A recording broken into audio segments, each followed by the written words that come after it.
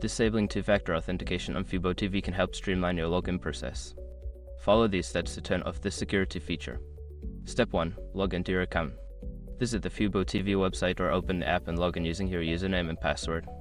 Step 2. Access account settings. Once logged in, navigate to your account settings. This is usually found by clicking on your profile icon or name in the upper right corner of the screen. Step 3. Locate security settings. In the account settings menu, look for a section labeled Security or Two-Factor Authentication. Click on this option to proceed. Step 4. Disable two-factor authentication. Within the security settings, you should see an option to disable two-factor authentication. Click on this option and follow any prompts to confirm your choice. Step 5. Save changes. After disabling the feature, ensure that you save any changes made to your account settings. You may receive a confirmation message indicating that two-factor authentication has been turned off.